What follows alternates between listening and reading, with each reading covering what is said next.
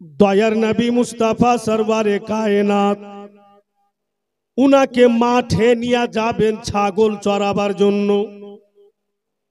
তাই মা হালিমাকে কত রিকোয়েস্ট করে বললে, মা হালিমা প্রশ্ন করলে, প্রত্যেকটা প্রশ্নের উত্তর কিন্তু মাসরুদ দিয়েছে।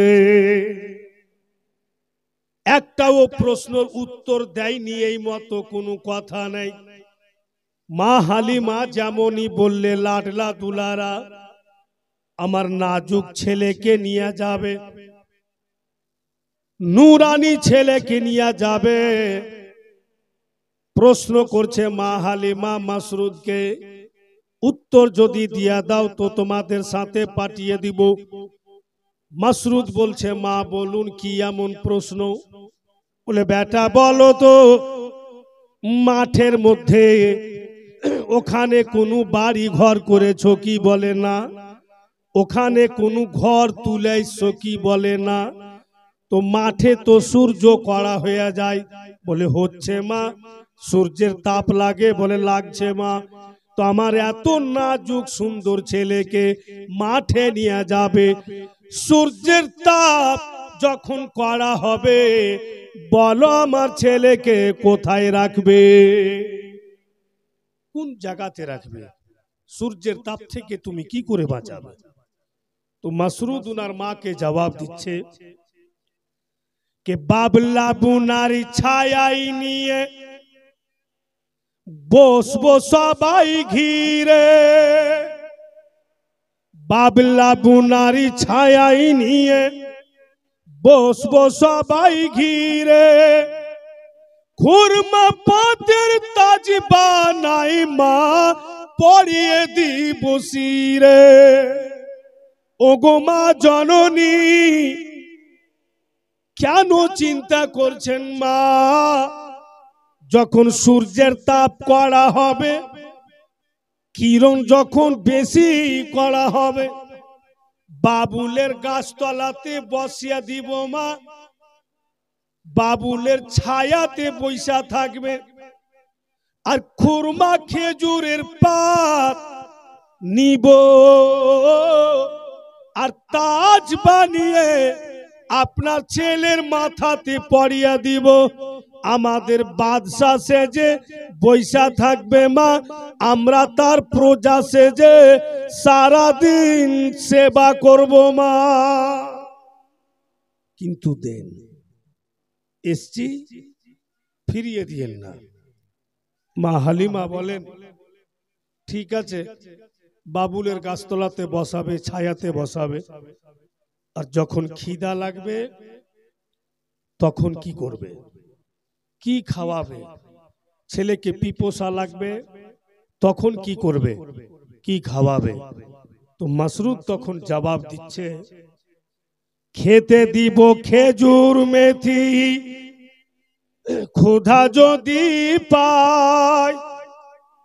খেতে দিব খেজুর মেথি, ক্ষুধা যদি পায়। দুম্বার দুধ পাতের ঠোঙা মা দিব পিপোসায়।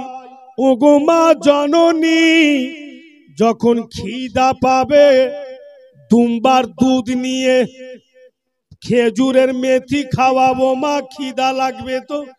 আর যখনই পিপোসা লাগবে দুম্বার দুধ নিয়ে পানির মতো পান করাবো মা। কিচ্ছু অসুবিধা হতে দিব না, আপনি আমাদের ফিরিয়ে দিয়েন না। বহু আরমান করে এসছি, আমরাকে দেন। মা হালিমা বলছে, বাবা ধনেরা, এটা সত্যি আমরাও বলছি, চৈত্র বৈশাখে দুপুরের টাইমে আমরা আমাদের কচি বাচ্চা বাচ্চিকে বাড়ি থেকে বের হতে দিই না, যে তোমরা বের হইও না, সূর্যের তাপ কড়া আছে।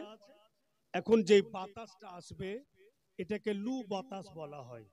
শরীরে যখন লাগবে তো হানিকারক, ক্ষতি করে দিবে। এই লু বাতাস থেকে বেঁচে থাকো। তাই মা হালিমা বলছেন, বাপুরা ধনেরা, লু বাতাস আমার ছেলের শরীরে লাগবে, তো কি করে বাঁচাবে? তুমি বললা যে বাবুলের কাঁটা আছে, বলে হ্যাঁ। তো বাবুলের গাছ আছে, তো বাবুলের কাঁটা আছে, ছেলে আমার হাঁটবে। আর যদি পায়ের তলাতে বাবুলের কাঁটা লেগে যায়, বলো কি করে বাঁচাবে? পায়ের তলাতে বাবুলের কাঁটা লাগবে।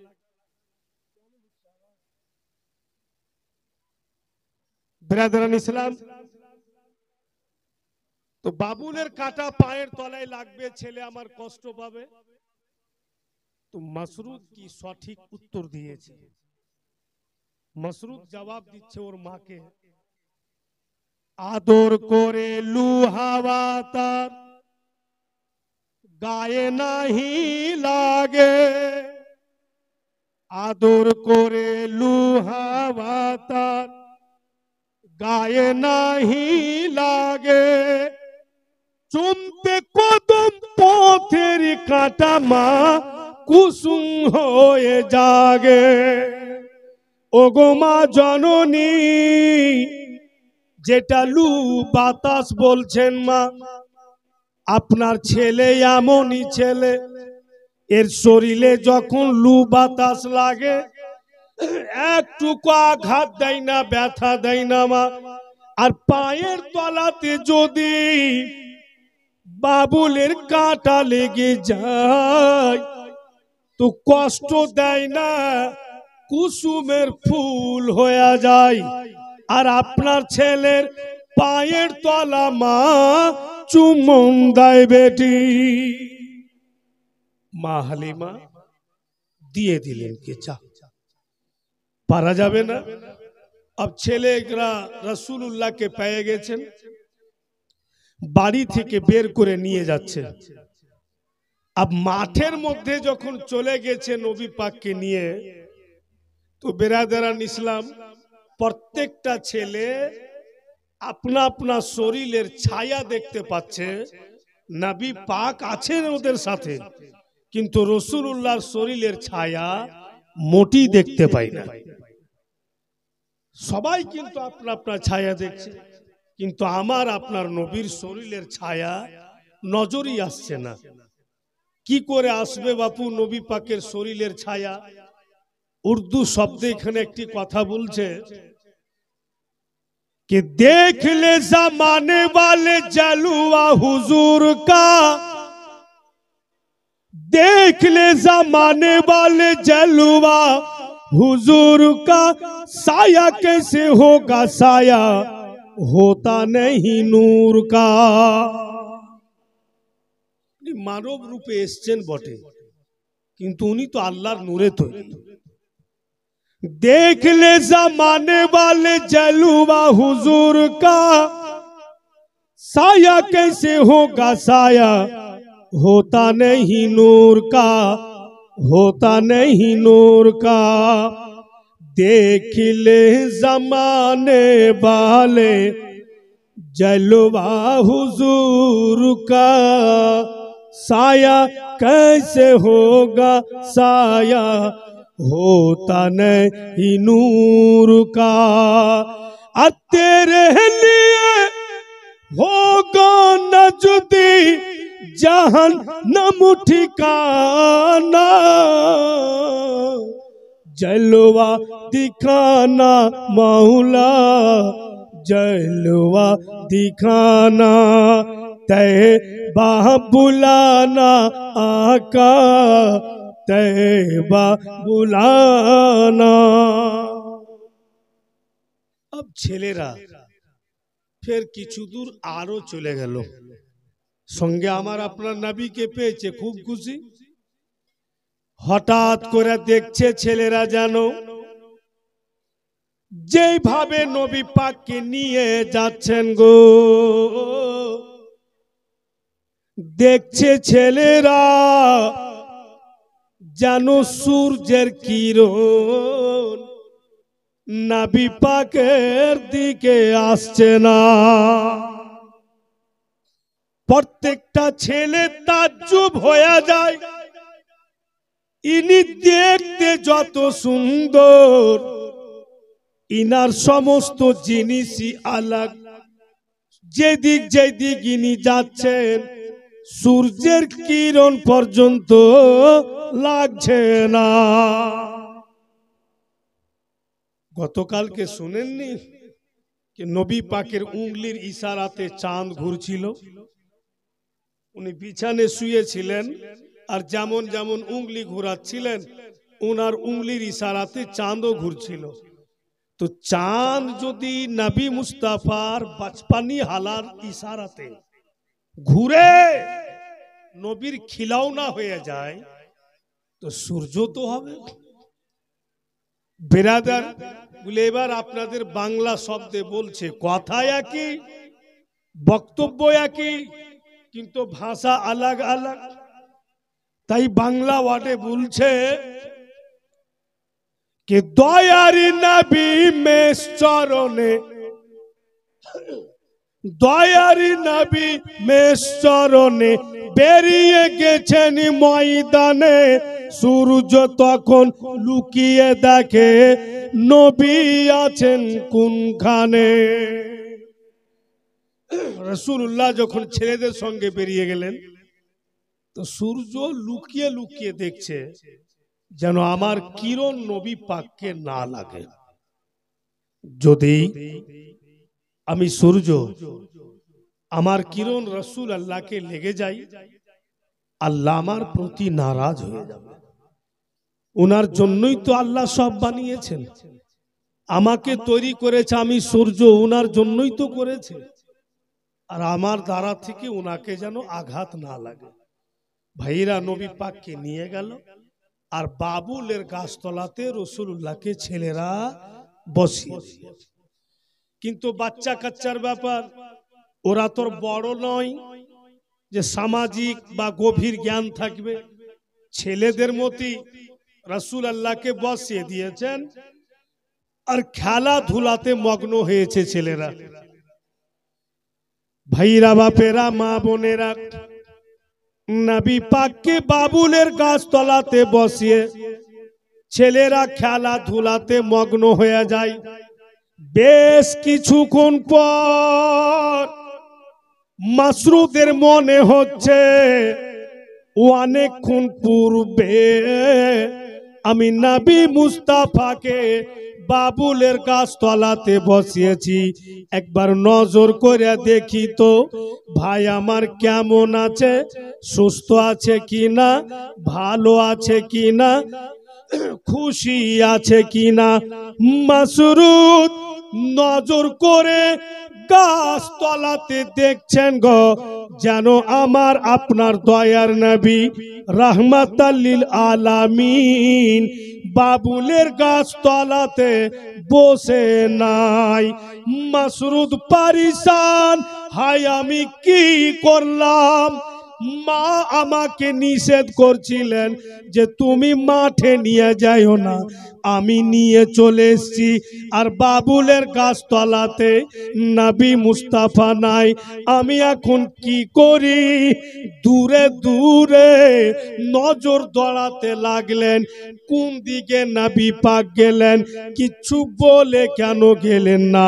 নজর করে দেখছেন অনেকটা দূরে যেন দুইজন ব্যক্তি নবী মুস্তাফার দুই বাহু ধরে নিয়েছে আর পাহাড়ের দিকে নিয়ে যায়। মাসরুদ দৌড় লাগালেন, এরা আমার ভাইকে কোন জায়গা নিয়ে যাচ্ছে, এই দুইজন কোথায় থেকে আসলো, এরা কে কখনো দেখিনি। ওই দোনো ব্যক্তি আমার আপনার নবীকে পাহাড়ের দিকে নিয়ে গেল, একটি চট্টানের উপরে নবী মুস্তাফাকে শুইয়ে দিল তারা। আর ওদের কাছে সৌন্দর্য একটি ব্যাগ রয়েছে, ব্যাগ খুলে চাকু বের করলো আর আমার আপনার নবীর সিনা থেকে লাভি পর্যন্ত কেটে দিল। যেমনই কেটেছে মাসরুদ চিৎকার করছেন, ওগো মা জননী জলদি বেরিয়ে আসুন, এতক্ষণ হয়তো আমার ভাই আর প্রাণে বেঁচে নাই। মা আমি নিজ চোখ দাঁড়াতে দেখলাম যেন আমার ভাইয়ের সিনা থেকে লাভি পর্যন্ত কেটে দিল। মা আমি নিজের চোখে দেখলাম। হাইরে মা হালিমা কাম কাজ ফেলে দিলে, দৌড় লাগালে। হায় আমি কি করলাম, এরা কে আমি কত না নিষেধ করলাম, একদম তোমরা নিয়ে যেও না। এরা কেন নিয়ে চলে গেল? এখন আমি কি করি? যদি ছেলের কিছু ক্ষতি হয়ে যায়, আব্দুল মুত্তালিবকে কি জবাব দেব? স্বামী হারা স্ত্রী আমেনাকে কি জবাব দিব? এই চিন্তা ভাবনা করছেন আর দৌড় লাগাচ্ছে। মা হালিমা গিয়ে দেখছেন বাবু নবী পাকের পাশে কোনো লোক নাই। আকাই নবী মুস্তাফা ভালোভাবে কিন্তু উঠে বসে আছে। মা হালিমা একবার মাথা লাড়ছে, একবার শরীর লাড়ছে, আর একদম বাচ্চা ছেলের মতো কেঁদে যায়। দয়ার নবী মুস্তাফা মা হালিমার চোখের পানি মুছেন। নবী আমার বলছেন, মা এত কেন কাঁদে? আমি আপনার লাল সুস্থ আছি, আমার কিচ্ছু ক্ষতি হয়নি। মা মা হালিমা বলছেন, তোমার ভাই যে বলল তোমার নাকি সিনা থেকে লাভি পর্যন্ত কেটে দিয়েছে, নবী আমার বলছেন ঠিক বলেছে মা, মিথ্যা বলেনি।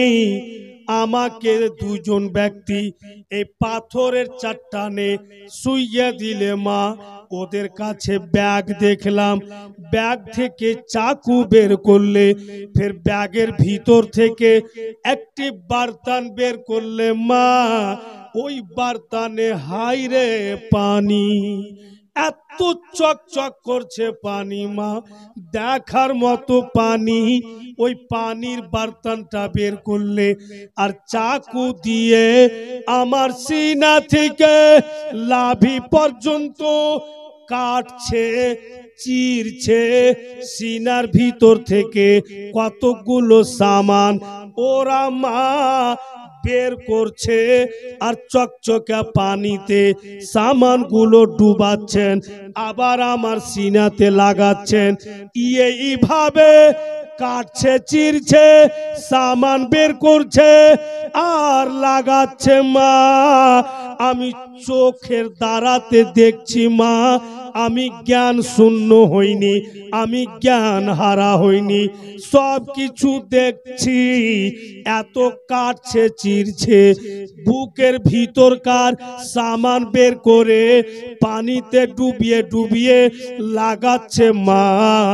আমি চোখে চোখে দেখে আছি, একটুকু ব্যথা হয় না। সব করছে তারা, সব কিছু দেখলাম মা, কিন্তু একটুকু ব্যথা হলো না। ওরা দুইজন একবার করে আমার বুকের ওপরে হাত ফিরিয়ে দিলে সিনাতে, আর আমি যেমন কার তেমন হয়ে গেলাম। মা হালিমা বলছেন, ধন আমার কলেজার টুকরা, বলো তো বাপ ওই দুইজন ব্যক্তি কে ছিল? দয়ার নবী বলছেন, মা গো, একজন আমাকে বলছে হুজুর আমি জিবরাইল, আর একজন আমাকে বলছে হুজুর আমি হচ্ছি মিকাইল, অর্থাৎ আল্লাহর ফারিস্তা হযরতে জিবরাইল আর হযরতে মিকাইল নবী মুস্তাফার সিনা চাক করলে, যেটাকে শাক সাদার বলা হয়, অর্থাৎ সিনা চাক, তখন নবী মুস্তাফার বয়স লিখছে কিতাবে মাত্র 2.5 বছর। 2.5 বছরের নবী পাক আর সিনা চাক হলো। ওখান থেকে উঠিয়ে মা হালিমা বাড়ি নিয়ে চলে আসলো। বাড়ি এসে হারিস বলছে মা হালিমাকে, হালিমা গো, কতদিন ছেলেকে রাখতে পাবে বাড়িতে? বলে 2.5 বছর। তো তুমি কি গন্তি করেছ?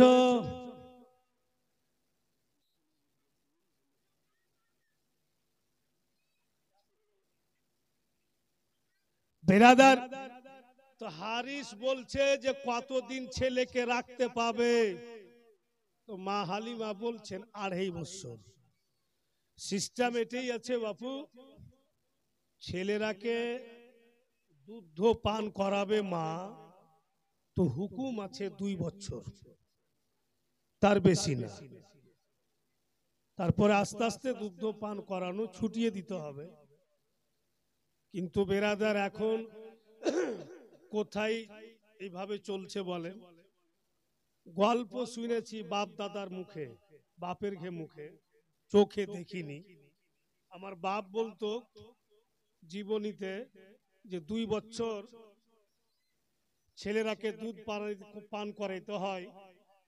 তো এখন এমন হালাত, খেলছে গো 3-4 বছরের বেটা, হন হন করে খেলা বাড়াইছে, আর ফের দৌড়া যায়া ফের দুধ পান করছে, আর ফের এসে খেলছে। তোর মাকে বলছে যে এত বড় বাচ্চা দুধ পান করাচ্ছে, ছেড় দেন, কোল মুচ্ছা ছেলে, মানে ওটা কোল মুছা, ও সারা জিন্দগি পান করতে রহে, ওর কেন ছুট না। 2 বছরের বেশি না। তো 2 বছর দুধ পান করালে 2.5 বছর জুটে গেছে। হারিস বলছে হালিমা তুমি দিন গন্তি করনি, আমি করেছি। ছেলেকে আনা পূর্ণ 2.5 বছর জুটে গেল। একে রাখানো যাবে না, যাও মক্কা নগর আব্দুল মুত্তালিবের বাড়ি আমেনার কোলে দিয়ে এসো। কিন্তু মা হালিমার দিল চাহে না যে রাসূল আল্লাহকে থুইয়া আসে। কি করে দিল চাইবে? যেই নবী পাক ধনী বানিয়ে দিলেন হালিমাকে, যেই নবী পাক দুঃখী থেকে সুখী বানিয়ে দিলেন হালিমাকে, যেই মা হালিমাকে কেউ চিনছিল না, এখন সারা দুনিয়া চিনছে নবী পাকের সাদকাতে। যেই হালিমার সঙ্গে কেউ কথা বলতে চাইছিল না, এখন পুরা তয়ফ নগর হালিমার সঙ্গে বলার জন্য লালায়িত। একটাই কারণ যে হালিমা সম্পর্ক লেগেছে নবী পাকের সাথে। রাসূলুল্লাহর সম্পর্কর বদৌলতে হালিমার চর্চা। अब যে ছেলেকে পেয়ে সুখী হয়ে গেল, দিল তো চাইবে না যকে রাইখা চলে আসি, যত থাকবে আমার বাড়িতে অত বরকত হবে। কিন্তু বেরাদার, হারিস বলছে না, নিয়ে যাও। এবার মা হালিমা বাপু মজবুর হয়ে গেলেন। তখন রাসূলুল্লাহকে কোলে করে মক্কা নগর আসছেন। ভাইরা বাপেরা আমার, মা বোনেরা ধ্যান দেন। মক্কা নগর যখন নবী পাককে নিয়ে আসছেন আব্দুল মুত্তালিবের বাড়ি, আর যেমনই জঙ্গলের নিকটে হয়েছে, জঙ্গলের ভিতর থেকে বাঘেরা বেরিয়ে চলে আসছে গো। আর মা হালিমা নিজের আঁচলে নবী পাকের চেহারাকে ঢেপে না। ধন আমার দেখিও না, এইগুলো খুনখার জানোয়ার, তুমি ওদের দিকে দেখিও না, তোমাকে ঢেপে নিচ্ছি। আমার আপনার নবী চট করে বলছেন, মা আমার চেহারা থেকে আপনি নিজের আঁচল সরিয়ে এলেন, কারণ বাঘেরা আমাকে যদি দেখতে না পায় তো আপনার কাছে চলে আসবে মা। আপনি আমার চেহারা থেকে আঁচল সরিয়ে এলেন। ঠিক যখন নবী পাকের চেহারাকে ঢাকছে তো জঙ্গল থেকে বাঘ বেড়ে চলে আসছে, আর যখন চেহারা থেকে আঁচল সরিয়ে নিচ্ছে তো বাঘ বাপু দূর থেকে টুকটুক করে রসুল্লাহকে দেখছে। মা হালিমা ভাবছেন যে ক্ষতি করে দিবে, কিন্তু নবী পাক জানছে এরা আমাকে দেখার জন্যই আসছে। ইনসান তো দূরে থাক, চারপাইয়া জানোয়ারও নবী মুস্তাফার সম্মান করছে, জানোয়ারও নবী পাকের ইজ্জত এহতেরাম করছে, বাঘেরাও সম্মান করছে, আর নবী পাককে দেখবার জন্য লালায়িত বাঘ পর্যন্ত। ভাইরা আমার, কেন দেখবে না গো? দেখার মতো চেহারা আছে তো নিশ্চয়ই দেখবে, বারবার দেখতে ইচ্ছা করবে। আব চলো না আগে। ঠিক আব্দুল মুত্তালিবের বাড়ি পৌঁছে গেলেন। খুব ধ্যান দিয়া শুনুন, কথাগুলো মিস্টেক করিয়েন না। আব্দুল মুত্তালিবের বাড়ি গেলেন, আব্দুল মুত্তালিবের কোলে নবী পাক বসলেন। আব্দুল মুত্তালিব মা হালিমাকে বলছেন, হালিমা আমার আমেনাকে দেখিয়ে দাও তার লাডলা দুলারা কলেজার টুকরাকে। ঠিক এবার কিন্তু মা আমেনার কাছে, মা আমেনা নবী মুস্তাফাকে কোলে করলেন, আর মা বলছেন, হালিমা সময় মোতাবিক আমার ছেলেকে আইনাছ, আমার কোলে দিয়া দিলে খুব খুশি হইলাম, তোমার প্রতি আনন্দ হইলাম। তবে হালিমা আমার মক্কা নগরের আবহাওয়া বেশি ভালো নাই, তাই আবার তোমাকে দিব, তুমি তৈয়ব নগর নিয়ে যাবে। আর যেমনই মা আমেনা বলেছেন যে মক্কা নগরের আবহাওয়া বিশেষ ভালো নাই, আবার তোমাকে দিব, নিয়ে যাবে, যেমনই বলেছে চট করে মা হালিমা হাত দুটি বাড়িয়া বলছেন, তবে আমেনা আমাকে দিয়ে দাও, আমি চলে যাব, আমি থাকবো না, কারণ আমার স্বামী আসেননি, আমি একাই এসছি।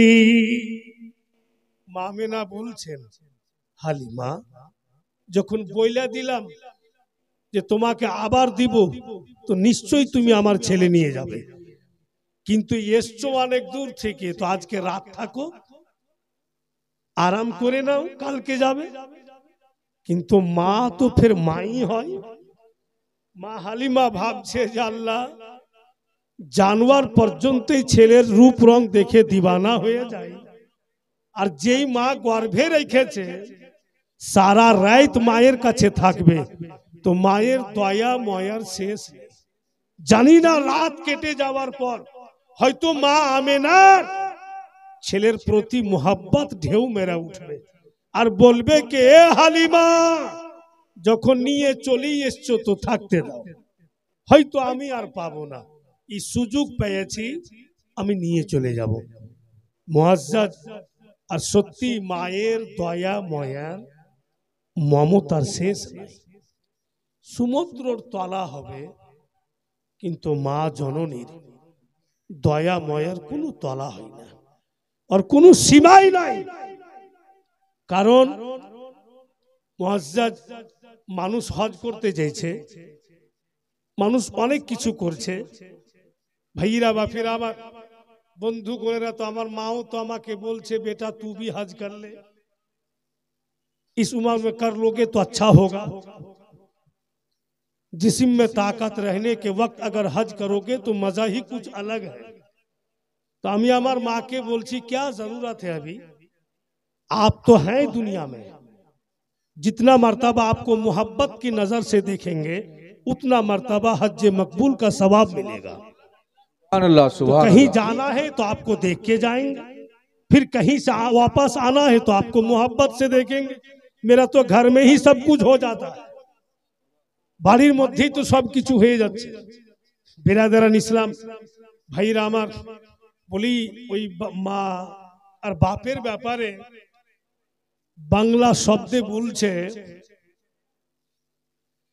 কে বাবা আমার কাবারি চাদর, মা জননী মদিনা। বাবা আমার কাবারি চাদর, মা জননী মদিনা। মায়ের অন্তরে আঘাত দিলে হজ কবুল যে হবে না। বাবা আমার কাবারি চাদর, মা জননী মদিনা। ছেলে মেয়ের দুঃখে মা হয় দুঃখী, আর ছেলে মেয়ের সুখে মা হয় সুখী। হায় রে মা তুমি এমনই মা, তোমার কদম তলে রয়েছে জান্নাতে রো ঠিকানা।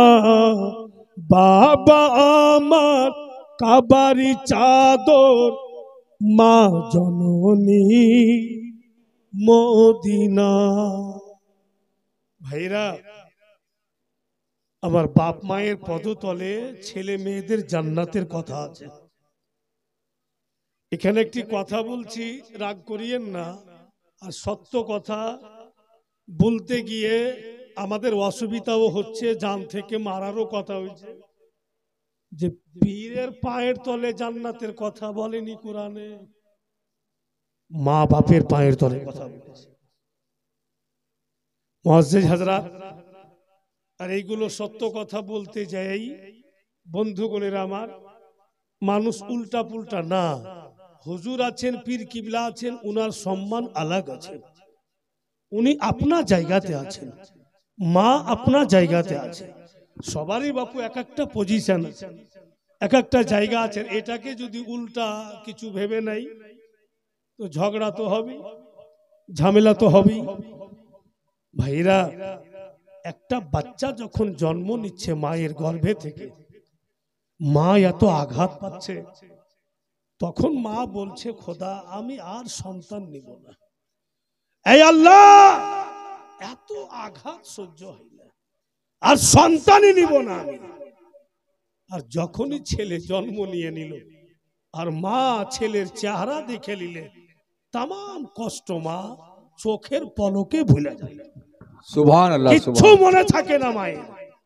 ওই পল, ওই ঘড়ির কষ্ট মাকে যদি সারা জিন্দেগি কাঁধাতে করে হজ করিয়ে লিয়া বাড়ায়, তবু এক ফোঁটা দুধের দাম আদায় হবে না। কত পজিশন বাবা মায়ের ছেলেদের কাছে। ভাইরা বাপেরা আমার, তবে হ্যাঁ একটি কথা আছে, বাপ মা ওনাদের যেটা কর্তব্য ছেলেদের প্রতি মেয়েদের প্রতি, এটা কিন্তু ওনাদের করতে হবে। আর যদি ওনারা না করে তো বাপু বলছে না, জৈসি করনি ওইসি ভরনি, ওইভাবে যদি করে থাকে তো তার সাথে ছেলেরা ওই রকম ব্যবহার করে দিচ্ছে। তো যাই হোক, মা হালিমা ওটাই ভাবছেন। আজকাল তো হয়েছে এমন, কিছু কিছু বিচারও যাচ্ছি আমরা, পারিবারিক বিচারে। একটা বিচারে গেলছি কিনা তো শাশুড়ি আর বহুর ঝগড়া হয়েছে, তো বেটা ফের বাড়তে নাই, বোম্বাইয়ে আছে, আর বহুর সাথে শাশুড়ির ঝগড়া। কি নিয়ে ঝগড়া হলো, তো বহু যা বলার বলে দিলে, আবার শাশুড়িকে বলছি যে আপনি এটি কথা বলেছেন, বলছেন না, তো বলছে যে আমি খালি এটাই বলেছি, মানে বেটা করেছে কি একটা মোবাইল কিনে দিয়ে পাঠালছে বৌমাকে, তো মোবাইলে কথা কইছে স্বামীর সাথে, ই শাশুড়ি বাবার সহিতে পারে, ফকিরের বেটি নাংটার বেটি শুরু করেছে কইতে, যা হয় ভালো যেন আমার বেটার সাথে বিয়ে দিয়েছিল, রামরাজ করে খাচ্ছি, কত বড় মিনিস্টারের বেটি ফোনে কথা বলছে, এগুলা বলেছে, ঝগড়া হয়েছে। তোর শাশুড়িকে বলছি দিদি আপনি আসমান থেকে ডাইরেক্ট শাশুড়ি হয়ে পড়ে গেছেন না কখনো বউ ছিলেন? কোন ভাগে কোচিত রে ভাই, বুঝতে পারি না। আমি ওইটি কথা বলেছেন, ওইটি বুঝতে পেরেছেন। এখন আপনি শাশুড়ি হয়েছেন না ডাইরেক্ট আসমান থেকে শাশুড়ি হয়ে নেমে এসছেন? কখনো বউ ছিলেন? আপনার কেউ শাশুড়ি ছিল? বলে ছিল। শুনেন, এক তো বেটা রোজগারে গেছে, 3 মাস 4 মাস বাইরে থাকছে, ওর স্ত্রীকে মোবাইল কিনে দিয়েছে, স্বামীর সাথে কথা বলছে, বলতেই পারে এটা নিয়ে আপনি অমুকের বেটি ধুমুকের বেটি, মানে যা হয় মেয়েদের কথা এগুলা বলিয়েন না। বেরাদারান ইসলাম, ওখান জায়গাতে যদি শাশুড়ি একটু কন্ট্রোল করে নিত আর ভালোভাবে বৌমার সাথে ব্যবহার করতো তো ঝগড়া হইতো না, ওই বউটাই তার সেবা করতো। কিন্তু ওই কথাটি আর দিলে গাইতে থেকে আলো, ও আপনার লাঘার আর পুরুষকে ফোন করছে, তোর মা আমাকে নাংটার বেটি কয়েছে, পয়সা বেশি করে কামা, আর যখন টাকা বেশি হয়ে যাবে আলাদা বাড়ি করে নেবো, শুরু হয়ে আলো ঝামেলা তখন থেকে। এইভাবেই তো পরিবার নষ্ট হয়ে। তো বেরাদার ভাইরা বাপের আমার, আব্দুল মুত্তালিব কোন ভি দিন নবী পাকের মাকে বৌমা বুলা ডাকেনি, কোন কিতাবে এই গুনহেগার দেখতে পাইনি। কি বলে আওয়াজ দিতেন? কখনো মা বলে আওয়াজ দিতেন, কখনো বেটি বলে আওয়াজ দিতেন, এইভাবে আওয়াজ দিতেন। আর হযরত মামেনাও আব্দুল মুত্তালিবকে নিজের ছেলের মতো আদর করত। বলতেছে মামেনা, বাবুজি মক্কা নগরের আবহাওয়া ভালো না, বলে আমার ছেলেকে আমি হালিমাকে দিয়ে দিব। আব্দুল মুত্তালিব বলছেন আমেনা, তোমার ওই ছেলেরও মালিক তুমি, আর তোমার বড় ছেলে আব্দুল মুত্তালিবেরও মালিক তুমি, তোমাকে যেটা ভালো লাগে। তবে আমেনা হালিমাকে একটু খাওয়া দাওয়া করিয়ে একটু আরাম হবে, তারপরে পাঠাইও, আমি একটু কাবা ঘরের দিকে যাচ্ছি বলে চলে গেলেন আব্দুল মুত্তালিব। আর এদিকে মা হালিমা জিদ করে নবী পাককে নিয়ে বেরিয়ে গেলেন। আর যেমনই নবী পাককে নিয়ে বেরিয়েছেন, খুব স্পিরিটে হাঁটছেন মা হালিমা, যেন বৃদ্ধ আব্দুল মুত্তালিব দেখতে না পায়। কারণ মায়ের কাছ থেকে তো নিয়ে নিলাম, পেয়ে গেছি, বলা যায় না আব্দুল মুত্তালিব ওর পোতার খুব দিওয়ানা। দাদা পোতার মোহাব্বতি একটা আলাদা থাকে, তাই এমন স্পিরিটে হাঁটছেন মা হালিমা যেন আব্দুল মুত্তালিব দেখতে না পায়। অনেক দূর চলে গিয়েছেন মা হালিমা, আর পিছন দিক থেকে আব্দুল মুত্তালিব আওয়াজ দিচ্ছেন, ও হালিমা তুমি একবার আমার কোলে দিলে না, চলে যাচ্ছ। মা হালিমা দূর থেকে বলছেন, বাবুজি ফিরে আর যাব না, ক্ষমা করে দিয়েন, আপনাদের মতো বুজরুগের মুখে শুনেছি যদি কিছুটা আগিয়া চলে যায় ফিরাইতে হয় না। আমি তো অনেকটা আগিয়ে চলে এসেছি। আব্দুল মুত্তালিব বলছেন কে যাও, যখন চলে গেছো তো যাও। চলে গেল মা হালিমা। ফের কিন্তু বাপু তৈয়ফনগর যা হাজির। তৈয়ফনগর গিয়া দেখছেন, তৈয়ফনগর গিয়া দেখছেন যেন হারিস মাথার চুল এলোমেলো হয়ে আছে, আর পাগলের মতো বাড়ির বারান্দাতে বসে আছে। মা হালিমা নবী পাককে কোলে করে যেমনই স্বামীর সামনে গিয়েছে, হারিস বলছে কি খবর হালিমা, তুমি ফের ছেলেকে নিয়ে চলে আসলে, তুমি কি নিয়ে যাওনি, তুমি কি রাস্তা থেকে ঘুরে গিয়েছো? মা হালিমা বলছেন স্বামী গো, এমন ভাবে বলিয়েন না, আমি উনাদেরকে দেখিয়ে আর খুশি পূর্বকে আমেনা আমাকে দিয়েছে, কিসমতে ছিল তাই পেয়েছি। মক্কা নগরের আবহাওয়া বেশি ভালো নাই, তাই আমার দিয়েছে, আমি পেয়ে গিয়েছি। সুবহানাল্লাহ। ভাইরা বাপিরা উম্মা বোনেরা, ফের মা হালিমার বাড়িতে একদম বরকত শুরু হয়ে গেল। এত দৌলতের বোছাড় লেগে গেল, যে হালিমা 2 দিন 3 দিন বইরা খেতে পেতেন না, আমার আপনার নবীকে পাওয়ার বা দৌলতে এমনই বরকত হয়েছে যে গ্রামে গরিব দুঃখীরা আব হালিমার বাড়িতে এসে খায়। পরিবর্তন হয়ে গেল। কিন্তু বেরাদার, একদিনকার ঘটনা, নবী পাক মা হালিমাকে বলছেন, মা গো একটা কথা বলতাম। কি কথা বাপু বল? বলে আজকে মন বলছে, আজকে যদি আপনি ওই শুধু দুধ দিয়ে যেটা ক্ষীর হয় ওটাকে কি বলে গো? পায়েস বলে।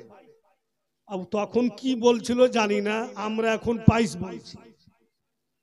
তো ওই জিনিসটা রাসূলুল্লাহ মাকে রান্না করতে বলছেন, যে মা একটু আপনি ওই ক্ষীর মিঠা তৈরি করুন।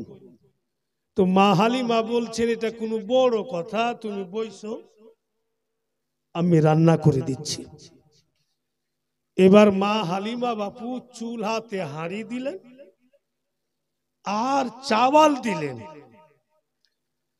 বন্ধুগণের আমার, চাওয়ালটা যখন সিদ্ধ হইল দুধ দিলেন, আব কিন্তু চিনি দিতে যাবে, একটু সময় পরে চিনি দিবে। আর মাসরুদ বাড়ি ঢুকছে, মা হালিমার গর্ভের সন্তান বাড়ি ঢুকে বলছে, ভাইজান কি ব্যাপার, এখন তো রান্না করার সময় হয়নি, কি রান্না হচ্ছে? দয়ার নবী বলছেন ক্ষীর। মাসরুদ চট করে বলছে তুমি খা। নবী আমার বলছেন কেন তুমি খাবে না, তুমি তো বেশি মিঠা খাও। মাসরুদ বলছে খাচ্ছিলাম, এই কিছুদিন থেকে ইরাদা চেঞ্জ করে দিয়েছি, যার খাবো না। দয়ার নবী বলছেন এমন কেন বলছো? দোনো ভাই খাবো, দাঁড়াও। কোচ আমার কাছে সময় নেই, আমার বন্ধু বান্ধব অপেক্ষা করছে, আমি চলে যাব, তুমি খাও। রাসূলুল্লাহকে খেতে বলে বের হচ্ছিল মাসরুদ, আমার আপনার নবী 3টা উঙ্গলিতে মাসরুদের হাতের কালাই ধরলেন। আর কালাইতে, এই কালাইতে 3টা উঙ্গলি লাগিয়েছেন নবী পাক। মাসরুদ সর্ব শরীরের শক্তি লাগিয়ে দিচ্ছে, কিন্তু 3টা উঙ্গলি থেকে ছুটতে পারে না। মাসরুদ বলে মনে হচ্ছে শুধু আমার কালাইতে উঙ্গলিগুলোকে টাচ করে আছেন, বেশি দেয়ও নাই, বেশি চেপেও নাই। তবু আমি এত চেষ্টা করছি, ছুটতে পারি না। বলতেছে ভাইজান ছেড়ে দাও না গো, আমি তো বললাম যে ক্ষীর খাবো না। নবী আমার বলছেন একটু দাঁড়াও, বলে আমার কাছে সময় নাই, আমাকে ছেড়ে দাও, আমি চলে যাব। নবী পাক বলছেন মা গো লেট করিয়েন না, জলদি তৈরি করুন, আমার ভাইয়ের কাছে সময় নাই। মা হালিমা বলেন আর লেট হবে না বেটা, ঘরের ভিতর যাব, চিনি নিয়ে আসবো, হাঁড়িতে দিব, মিঠা হয়ে যাবে, তারপরে তোমরা খেতে পাবে। এই বুঝলে মা হালিমা যেমনই ঘরের দিকে যেতে লেগেছেন, মাসরুদ যেন ঘেমে যায় আর পাসিনা পাসিনা হয়ে যায়। নবী পাক বলছেন এত গরমও নাই, ঘেমে কেন যাচ্ছ? তো মাসরুদ বলছে হ্যাঁ ভাই আমিও বুঝতে পারি না ঘেমে কেন যাচ্ছি। মানে মা যত ঘরের দিকে যাইছে অত কিন্তু মাসরুদ ঘেমে যাচ্ছে, কারণ মাসরুদ খুবই মিষ্টি খায়। আজকে খাবে না মানে যেই বার্তানে মা হালিমা চিনি বা ওই জামানাতে যা মিঠা ছিল রেখেছেন, ই পাগলা ডেলি ডেলি ছাগল চড়াইতে যায় আর ওই বার্তান থেকে বের করে মা ঠেলিয়া যায় আর ও খায়। ও কিন্তু কিচ্ছু রাখেনি, টোটাল খায়া সাফ করে দিয়েছে। তো মাসরুদ জানছে যে মা ঘরের মধ্যে যাচ্ছে, মা যখনই দেখবে যে নাই, তো মা বুঝে নিবে যে এই কাম আমার মাসরুদের হয়েছে, এই কাজ আমার মাসরুদ করেছে, তো আমি ক্ষীর কি খাবো, আমাকে তো মায়ের কাছে মার খেতে হবে। ওই জন্য ও ছটফট করছে আর বাহানা করছে যে ছেড়ে দাও, আমি চলে যাব, আমার কাছে টাইম নাই, তো আমি ক্ষীর খাওয়া ছেড়ে দিয়েছি, মানে বাহানার উপরে বাহানা করছে। মা হালিমা গিয়ে দেখছে তো বার্তানটাতে বাপু কিচ্ছু নাই, একদম চিকনা। উনি তো বুঝে নিলেন এই কাজ মাসরুদের হয়েছে। এখন আমি কি করি? মিঠা জিনিস যদি আমি কিনতে যাই তো অনেক দূরে আছে, আর হাঁড়িতে চাওয়াল সিদ্ধ হয়ে গেছে, দুধও দিয়ে দিয়েছি। মা হালিমা বড়া পারিশান, আজকে ছেলে আমার খেতে চাইলো, ই কি করলে? মাসরুদ টোটাল মিঠা খেয়ে নিয়েছে। মা হালিমা ঘরের ভিতর থেকে চুলহার কাছে চলে আসলেন, ফের বৈশা গেলেন চুলহার কাছে, কেমন করব, একে তো মাইরা ও জি ভরবে না। দয়ার নবী বলছেন ভাইজান চলো মায়ের কাছে। তো মাসরুদ বলছে ভাই গো বিশ্বের যে কোনো কোনাতে নিয়ে যাইবা চলো, কিন্তু ওখানে যেও না। ও তো জানছে যে দূরে আছি তো ভালোই আছি, মা যখন কাছে পাবে তো হাত উঠিয়ে দিতে পারে। নবী আমার টেনে নিয়ে চলে যাওয়ার পরে দয়ার নবী মুস্তাফা শাহাদাত উংলি মুখে দিলেন আর চুষলেন, আর রাসূল আল্লাহ গরম হাঁড়িতে নিজের উংলিকে ডুবালেন, জোরে বলুন। আর যেমনই উংলি ডুবিয়েছেন নবী আমার, উংলিকে উঠিয়া রাসূল আল্লাহ মুখে দিচ্ছেন আর বলছেন মা আপ প্লেটে খুলে দেন, দারুণ মিষ্টি, এর চাইতে আর ক্ষীর মিষ্টি হয় না মা। তো মা হালিমা বলছে হ্যাঁ বেটা, আগে মাসরুদকে খিলা, হাঁড়ি সুদ্ধা খিলা, ওকে খিলা। মানে মা তো জানছে যে এর মধ্যে কিচ্ছু নাই, ই তো গিল্লা ভাত। কিন্তু রাসূল আল্লাহ উংলি ডুবালছেন বাপু, তাবতালো ক্ষীর তৈরি হয়ে গেছে, বিনা চিনিতে মিষ্টি হয়ে গেছে। अब प्लेटे निये মা হালিমা রাগে রাগে বলছে যে দাও মাসরুদকে দাও। তো নবী পাক নিজের হাতে উঠিয়ে মাসরুদকে বলছে নাও তুমি আগে খেয়ে নাও, তোমার কাছে তো সময় নাই। ই খালি বলে আমি খাবো না, বলে একটু। ও তো জানছে যে আর মশলা সব আগি খাইলেছি আমি, ই তো ঘট ঘটে গিল্লা ভাত তাকে খাইয়া কি করব। কিন্তু নবী আমার ওর যখন মুখের কাছে নিয়ে চলে গেছে আর কিন্তু ইনকার করতে পারল। আর যেমনই মুখে দিয়েছেন রাসূলুল্লাহ, মাসরুদ নবী পাককে টেনে আর বুকে জড়িয়ে বলছেন ऐसे तो मैं समझता था आपके आने से मेरा परिवार बदल गया है, लेकिन आज मालूम हो गया आपके आने से जिंदगी बदल गया है, मौसम बदल गया है। मसरूद बोलছে মা और छुपा के रखना नहीं, ক্ষীরের যে মশলা ছিল ওটা তো আগেই খেয়েছি মা, আপনি কিছুই দিতে পারেননি। আমার ভাই উংলি ডুবালছেন, এ মা এত মিষ্টি হয়েছে যে এর চাইতে আর বেশি মিষ্টি হয়েছে। বিনা চিনিতে রাসূলুল্লাহর উংলি ডুবাতে ক্ষীর হইল। আচ্ছা ছেলেরা তোমরা বলো, যারা জুত্তা পিন্ধা নমাজ পড়ছে জানাজা, আর যারা ওয়াহাবি রাসূলুল্লাহকে নিজের মতো বলছে, রাগ করিও না, ওই গরম হাঁড়িতে ওয়াহাবির বাচ্চাকে গোটাই যদি ডুবিয়ে দিই তো মিঠা হবে? আরে জোরে হ্যাঁ বলো। মিঠা হবে না, কিন্তু শরীরের মাংস ধুইড়া পাওয়া যাবে না, ভূত ভাতালির মতো হাড্ডিটি উঠবে। গরম হাঁড়িতে সারা জীবন ফেলে রাখবো কিন্তু মিষ্টি হবে না।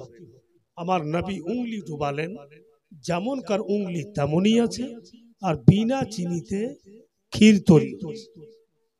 ভাইরা বন্ধুগণের আমার, বলেই তো বলছে যে আমার আপনার নবী লাজবাব, ওনার কোনো জবাবই নাই, ওনার কোনো মিসালই নাই।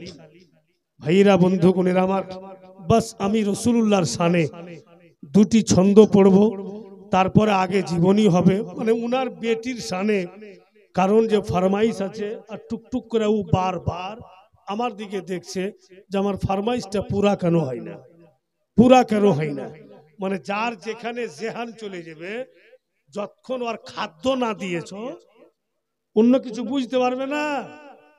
উত্তর দিনাজপুরে টুঙ্গি দিঘি বলে একটা জায়গা আছে, ওর একটু এদিকে বিহিনগর বস্তি আছে। তো ওখানে জীবনী বলতে যায়, জীবনীর শেষ রাত হয়ে যাচ্ছে কিন্তু চান্দা কালেকশন হয় না। তো সভাপতি বলছে বাবারে, চান্দা যদি না করিস তো তোর বেতন কাট লিবে।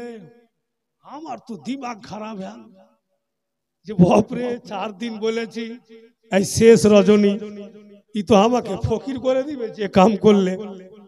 আর পয়সা উঠে না ভাই, 5 কিলো ধান দিছে লেখেছে, আর ফির নারে লাগে বের গেনে খাড়িয়ে থাকছে, যাই না হটে না। লিখে দিলাম 5 কিলো, যাও তু দাঁড়িয়ে থাকছে, যাকে নারে লাগাও তো भी যাবো। আমি যেগুলো দান তো কালিয়ে চোখে লিবে না, ই যদি না ভাগে স্টেজ থেকে তো কালিয়ে চোখের ছেলেগুলোকে ঘাড়ে করে নিয়ে যা, ঘাড়ে ভাগ তুই ঢোবে। 5 কিলো ধান দিতেছি আর 5 কিলো ধান গম দিয়ে নারে লাগাবে। তো পয়সা যদি না উঠাই বাপু তো আমার বেতন কেটে লিবে। কি বুদ্ধি করব, কি বুদ্ধি করব। কিন্তু ওখানে আপনার একতরফা সুন্নি মুসলমান নেই, গড় মিশাল আছে। আমি লোকজনকে বলছি যে যত লোক আছেন, আর পাড়া গ্রাম দিহাতি এলাকা লোক তো প্রচুর আছে, আপনারা যদি 100 টাকা করে দান করে দেন, এই মাহফিলে জিন্দা শয়তান দেখাবো না। যদি দেখাতে পারি তো 200 টাকা করে ঘুরিয়ে দিব, লিখে নাও। এই বলে শুরু হলো হাইরে টাকা। স্টেজ ভরে আলো 100 টাকা জিন্দা শয়তান দেখ। अब টাকা যখন চলে এলো আমি ফের জীবনী চালু করে দিন, তো মানুষ আর জীবনী বুঝতে পারে না। এই জন্য বুঝতে পারে না যে জেহান ওদিকে চলে গেছে। যখন কিছুক্ষণ বলা হয়েছে বলছে মৌলভী সাহেব জীবনী পরে শুনবো, আগে জিন্দা শয়তানটা দেখা, নাই তো শুনবো না। তো মানুষের জেহান ওদিকে গেলছে। अब শয়তান আমি পাবো কোনঠে যাকে দেখাবো, আর 200 টাকা করে ঘুরিয়ে পেবে ওরা বেরাদারান ইসলাম। আর যেমনই মাইক লিয়া দাঁড়িয়ে বলছি যে ইয়া নবী সালাম আলাইকা, তো যেটি সুন্নি সহিহুল আকিদা ওটি দাঁড়িয়ে আছে, আর যত ওয়াহাবি চলে যাচ্ছে ভাই, ওরা কিয়াম করবে না। আমি যে এইবারই সুযোগ আছে আমার টাকার হক আদায় করা। আমি যে ওই যে দেখো জিন্দা হন হয় না শয়তান ভাগে, দেখে নাও সব। তো বেরাদার ওর কি কোয়ারি ভাই আছে, কোয়ারি ভাতিজা আছে। মানুষ তো কেমন হয়ে গেল যে কি কাজ করলে উল্টা পুল্টা করে দিল। বলে মৌলভী সাহেব এটা কেমন কথা? আমি যে কিতাব পढ़ो, किताबे लिखছে कि जिक्र मुस्तफा आवाज जहां तक जाएगी इंसान रहेगा शैतान भागेगा। खुदा और खुदा के रसूल का जिक्र करो, जहां तक आवाज जाएगी शैतान भागेगा पर इंसान भागेगा नहीं। ওরা যে ভাগছে তো ওরা কেমন শয়তানি তো ভাগছে। বলছে যে ঠক তো বহুত দেখেছি, এরকম ঠক দেখিনি। আমার কি বেটা ভাতিজাকে শয়তান বানিয়ে টাকা নিলে মাথা তো খারাপ হয়ে যা, আমার যাকে বেতন দিবে না, আমার খালি হাতে বাড়িয়ে দে। তো ওর জেহানটা আছে ওই হযরত মা ফাতেমার মানকাবাতের দিকে, ও কিচ্ছু বুঝতে পারে না। আমি খালি দেখছি ওর দিকে, বলে গেছি তো আমি বলে দিচ্ছি, জোরে বলেন সুবহানাল্লাহ, আরো জোরে। বিশ্ব নবীর বেটি জান্নাতি ফাতেমা, জান্নাতি ফাতেমা, বিশ্ব নবীর বেটি জান্নাতি ফাতেমা, জান্নাতি ফাতেমা। সারা জগৎ খুঁজে দেখো নাই যে তার উপমা, বিশ্ব নবীর বেটি জান্নাতি ফাতেমা, জান্নাতি ফাতেমা। আল্লাহর ইবাদতে থাকেন জান্নাতীরা আনি, রোজা রেখে দিন কাটান রাতে সিজদাতে পেশানি। আল্লাহর ইবাদতে থাকেন জান্নাতীরা আনি, রোজা রেখে দিন কাটান রাতে সিজদাতে পেশানি।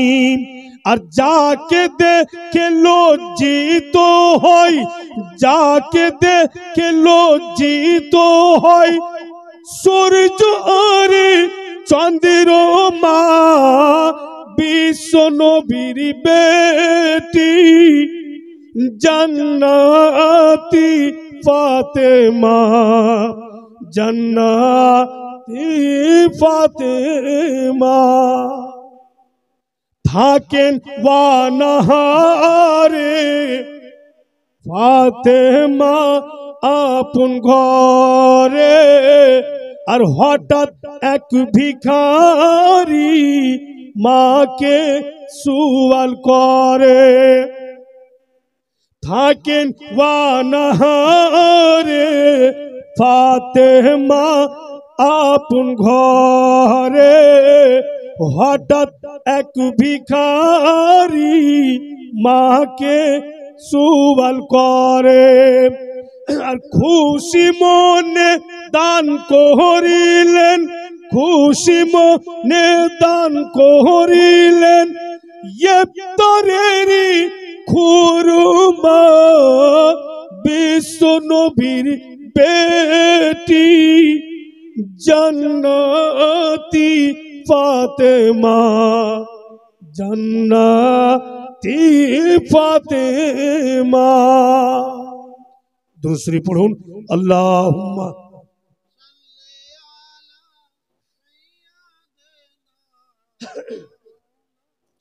मोहम्मद वाला ले सैयदना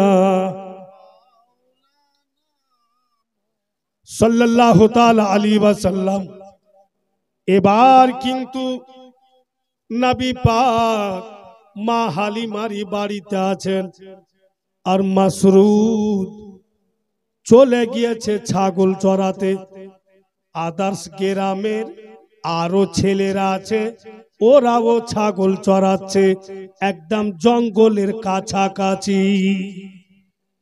জঙ্গলের কাছাকাছি ছাগল চড়াচ্ছে, আর হঠাৎ করে বন্ধুগণেরা, মা বোনিরা, বেটিরা, ভাইয়েরা, ছেলেরা, জঙ্গলের ভিতর থেকে দলের দল বাঘ বেরিয়ে আসলো। আর মা হালিমার ছাগলগুলোকে বাঘেরা ধরে ধরে জঙ্গলে নিয়ে যায়। আদার্স অন্য ছেলেদের ছাগল আছে, কিন্তু বাঘ নিয়ে যাচ্ছে না। অন্য কোন লোকের ছাগল বাঘ কিন্তু ধরছে না, শুধু মা হালিমার ছাগলকে ধরে নিয়ে গেল। মাসরুদ চিৎকার করছেন, মা জলদি বেরিয়ে আসুন মা, আমাদের একটাও ছাগল আর বাঁচবে না মা। জঙ্গলের জন্তু আমাদের ছাগলকে ধরে ধরে জঙ্গলে নিয়ে গেল। অন্য ছেলেরা ছাগল চড়াচ্ছে, কিন্তু মা বাঘ মনে হচ্ছে যে আমাদের ছাগলকে চিনে অন্য কোনো ছেলের ছাগল ধরে নিয়ে যায় না, শুধু আমাদের ছাগলকে নিয়ে যাচ্ছে মা। মা হালিমা যেমনই শুনতে পেলেন, বাড়ি থেকে বের হচ্ছেন আমার আপনার নবী রাহমাতাল লিল আলামিন। মা হালিমাকে বলছেন, মা গো একদম আপনি যাবেন না, দাঁড়িয়ে যান মা, আমার ছাগল জান থেকে মারা তো দূরে থাক, বাঘের ক্ষমতা নাই বেটি, যে একটি রুম পর্যন্ত উড়িয়ে দাও, যেতে হবে না আপনাকে, আপনি বাড়িতে বসুন মা, আমার ছাগল ধরেছে বাঘেরা, আমি যাচ্ছি মা। মা হালিমা নবী পাককে নিষেধ করছেন, তুমি যাও না বেটা, তোমার উপরে হাজার ছাগল কুরবান, চলে যাক আমার ছাগল, আমি ছাগল চাই না, তুমি যেও না, কারণ জঙ্গলের বাঘের ব্যাপার বলা যায় না, তোমার উপরে আক্রমণ করে দিতে পারে, তোমার উপরে জুলম সিতাম করে দিতে পারে, কারণ যে ওরা হচ্ছে জানোয়ার, ওরা হচ্ছে বাঘ। নবী মুস্তাফা বলছেন, মা আমার জানোয়ারের একটি রুম তো উড়াতে পারবে না, আমার কিচ্ছু হবে না মা, আপনি থাকুন, আমি যাচ্ছি। রাসূল আল্লাহ কিন্তু বেরিয়ে গেলেন। মা হালিমা বলছেন, দুনিয়ার লোকেরা শোনো, আমি ছেলের পিছন পিছন দৌড় লাগাচ্ছি, আমার ছেলেকে দেখছি শুধু হেঁটে হেঁটে যাচ্ছে, তবুও আমার ছেলের আমি সাথ ধরতেই পারলাম, মনে হচ্ছে যে আমার ছেলে শুধু কাদাম উঠেছে আর অটোমেটিক জমি পিছনে চলে আসছে। জোরে বলুন সুবহানাল্লাহ। নবী মুস্তাফার পিছন পিছন দৌড়তেই থাকলেন মা হালিমা, কিন্তু রাসূল আল্লাহর সাথ ধরতে পারল না। দূর থেকে মা হালিমা দেখছেন যেন আমার আপনার দয়ার নবী জঙ্গলের নিকটে গেল। জঙ্গলের নিকটে গিয়ে নবী মুস্তাফা চুপচাপ বসে গেলেন। আর একটু পরই জঙ্গলের ভিতর থেকে বাঘেরা মা হালিমার ছাগল নিয়ে বেরিয়ে আসলো। রাসূলুল্লাহ ছাগলের দিকে দেখছেন গো, একটাও ছাগলের কিচ্ছু ক্ষতি হয়নি। দেখা মনে হচ্ছে কোন রাখাল ছাগল চড়িয়ে পেট ভরিয়া রেখেছে, এত সুন্দর হয়ে আছে ছাগল। মা হালিমার তামাম ছাগলকে বাঘেরা ছেড়ে দিল। আর নবী মুস্তাফার চতুর্দিকে বাঘেরা ঘুরতে লাগলো। মা হালিমা সব দেখছেন যে আমার ছেলের চতুর্দিকে বাঘ ঘুরছে। ঘুরতে ঘুরতে বাঘেরা বিরাদার রাসূলুল্লাহর সামনে বসলো। আল্লাহ পাকের দয়া হলো, প্রত্যেকটা বাঘের জুবান খুলে গেল। জোরে বলুন সুবহানাল্লাহ। আর ইনসানের মতো বাঘ কথা বলতে শুরু করলে। ভাইরা আমার, বন্ধুগণেরা, প্রথমত বাঘ সালাম দিলে, আর সালাম দিয়া বলছে ইয়া রাসূলুল্লাহ, আমরা জেনে শুনে আপনার ছাগল ধরে এনেছি, ইচ্ছা করে আমরা ধরে এনেছি হুজুর। ছাগলগুলো চেক করালেন, কিচ্ছু ক্ষতি করিনি। কারণ একটাই, কিছুদিন পূর্বে আপনি জঙ্গলে রাজাই ভাইয়ের সঙ্গে ছাগল চড়াতে এসেছিলেন। দূর থেকে আপনার নূরানি চেহারা দেখেছিলাম। ইয়া রাসূলুল্লাহ, তাই আমরা বাঘেরা পরামর্শ করলাম জঙ্গলে যেই নবীকে দূর থেকে দেখতে এত সুন্দর লাগে, কাছে যদি দেখতে পেতাম জীবন সুখী হতো। কি করে আপনাকে কাছে দেখব, তাই আমরা পরামর্শ করলাম চলো চলো মা হালিমার ছাগল ধরে নিয়ে চলে আসবো। নবী মুস্তাফা ছাগল উদ্ধার করতে আসবেন, আর এই বাহানাতে আপনাকে আমরা নিকটে মন ভরে দেখবো আকা। ইয়া রাসূলুল্লাহ, তাই আপনাকে মন ভরে আমাদের দেখতে দেন, তারপরে আপনি যাবেন। নবী পাক মুস্কি মেরে হাসছেন, ঠিক আছে, যতক্ষণ তোমাদের ইচ্ছা দেখে না।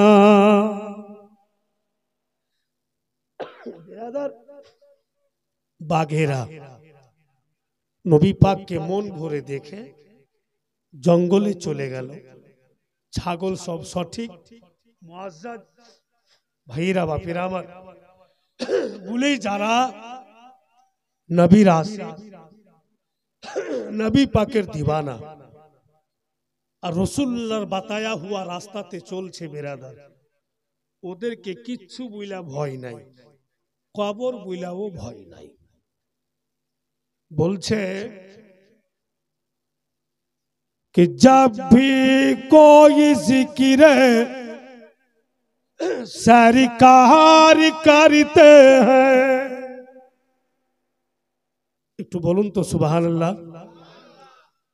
कि जब भी कोई जिक्र सरकार करते हैं, कि जब भी कोई जिक्र सरकार करते हैं, रिम झिम रहमत की बरसात होती है। रिम झिम रहमत की बरसात होती है।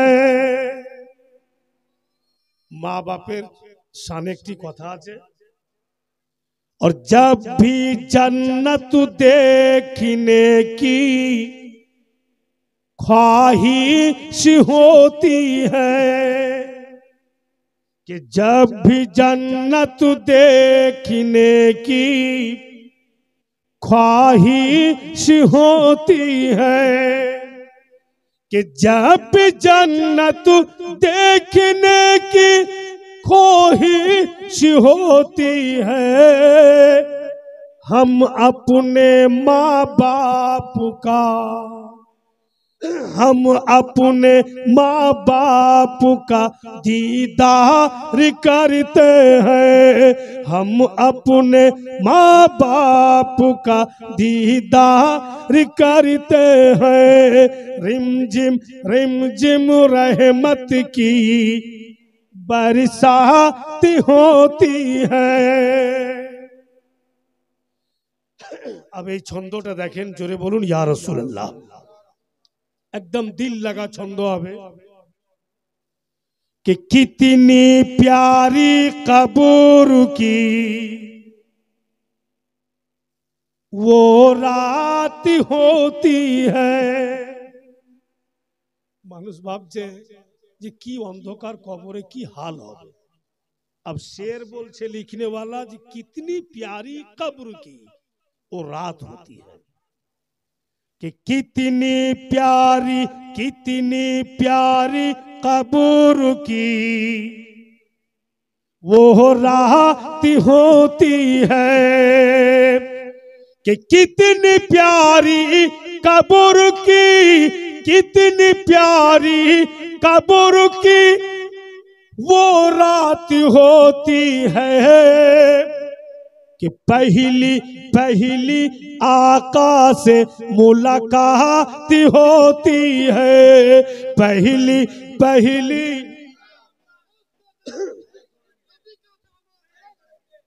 रसूल अल्लाह कबरे आसबेन। আজকের আয়াত শরীফ শুনে তার মানে বলে বাতিয়েছি তো বাপু সুন্দর ঠিকই কবরে ওইটা রাত হবে। कि कितनी प्यारी कब्र की वो रात होती है, कितनी प्यारी कब्र की, कितनी प्यारी कब्र की वो रात होती है, कि पहली आका से मुलाकात होती है। पहली आका से मुलाकात होती है। हम अपने माँ बाप का दीदार करते हैं। रिम झिम रहमत की बरसात होती है। मुअज़्ज़ज़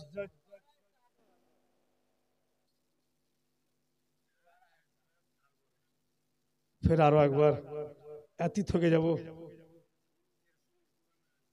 ঠিক আছে বসেন মোটা মানুষ উঠছেন তো ভয় লাগছে জোরে বলেন সুবহানাল্লাহ বারবার রিপ্লাই করছি তো মুখস্থি করে নেন আপনিও বলবেন হাঁটবেন তবুও বলবেন তো ভালো লাগবে कि जब भी कोई जिक्र सरकार करते हैं, जब भी कोई जिक्र सरकार करते हैं, रिम झिम रहमत की बरसात होती है। रिम झिम रहमत की बरसात होती है। और जब भी जन्नत देखने की ख्वाहिश होती है, जब भी जन्नत देखने की ख्वाहिश होती है हम अपने माँ बाप का, हम अपने माँ बाप का दीदार करते हैं, हम अपने माँ बाप का दीदार करते हैं। और कितनी कितनी प्यारी कब्र की ओ रात होती है, कितनी प्यारी कब्र की वो रात होती है। पहली आका से मुलाकात होती है, पहली आका से मुलाकात होती है। সত্যি দিবানা গো আশা রাখেন যে কবরে নিশ্চয়ই রাসূলুল্লাহ আসবেন। আজকে जिनार জীবনী শুনছি উনার নূরানি চেহারা আমরা দেখতে পাবো। মুআজ্জাজ দিল তো সবারই চাইছে গো যত উনার জিকির ও আজকার, উনার ইতিহাস হাজারো কিতাব পড়ে লোকজনকে শুনাইতে যাচ্ছি, तो सारा जमाना चिनছে এটা সুলতান মৌলভী আর সারা দুনিয়া নবীর দিওয়ানা হচ্ছে। ওই নবীকে যখন কবরে দেখতে পাবো তো কি আলাম হবে, তখনকার কি আলাম কি হালাত হবে। বিরাদারান ইসলাম ভাইরা বাপেরা আমার, तमाम বাঘ জঙ্গলে চলে গেল। মা হালিমা নবী পাককে নিয়ে বাড়ি চলে আসলেন। বাড়ি যখন আসলেন তো হারিস বলছে, এ হালিমা আর ছেলেকে রাখা যাবে না, আজকে বাঘ ঘেরেছে, কালকে আর কিছু হবে, পরশু আর কিছু হবে, যাও। স্বামী হারা স্ত্রী আমেনা আর কেউ নাই জগতে, ছেলেকে রেখে এসো। মা হালিমা বলছেন ঠিক আছে, শেষের মতো রেখে চলে আসবো, তবে স্বামী গো একটা নতুন জামা এনে দেন। যেই ছেলে আমার জিন্দেগি বানিয়ে দিল, যে আমাকে গরিব থেকে ধনী করে দিলে, যে আমার সম্মান বাড়িয়ে দিলে, যখন শেষের মতো রেখে আসবো একটা কিমতি পোশাক এনে দেন। ছেলেকে আমি পরিয়ে খুশি খুশি রাখতে যাব। বলে ঠিক আছে, তুমি ছেলেকে গোসল পানি দাও, আমি জামা কিনতে যাচ্ছি। এই বইলা হারিস কিছুটা দূর গেলছে আর মা হালিমা পিছন থেকে আওয়াজ দিচ্ছে, স্বামী গো একটু দামি দেখেই নিবেন। তো হারিস বলছে ঠিক আছে, দামি দেখে নেব। ফের দু চার কদম আগে যাইছে, ফের মা হালিমা বলছে ভুলিয়েন না, একটু দামি দেখেই নিবেন। হ্যাঁ হ্যাঁ ঠিক আছে, দামি দেখেই নেব। ফের দু চার কদম যাইছে আর ফের কিন্তু মা হালিমা বলছেন যে পয়সার উপরে মায়া করিয়েন না, কিনে নিবেন। হারিসের মিজাজ খারাপ হবে না, আগে কি তুই ছেলেকে ভালোবাসিস, আমি কি ভালোবাসি না? তো মা হালিমা বলছেন না, এত দৌলত কখনো দেখেননি, ছেলের ওসিলাতে দেখতে পাইলেন, যদি মায়া হয়ে যায়। কথা ঠিক আছে, ভুল নাই। আমাদের ঝাড়খণ্ড একটা হাজি সাহেব আছে, তো বাপু যখন কলাই মারবে তো 1000 মন, এত জমি আছে। ধান মারবে তো বেরাদার ধান রাখার জন্য একটা বিল্ডিং ওর বানা আছে, এত জমিদার। আর যেটা পাঞ্জাবি পিঁধা ঘুরে বেড়াইছে, ও পিছা দিকের পাঞ্জাবি ঘুরতে ঘুরতে ঘুরতে ওর পিঠে উঠে গেছে। মানে দর্জি যখন ওকে সিলিয়ে আয়রন করে দিয়েছে তখনই আরো আয়রন করে। আর পোতারাকে বলছি যে কোটিপতির পোতা, তো দাদার পাঞ্জাবিটা আয়রন করতে পারিস না? তো বলছে যে মৌলভী সাহেব, দাদাকে বলছি যে দাদা 15টা টাকা দেন, আপনার পাঞ্জাবিটা দেন। তো কেন? এই জন্য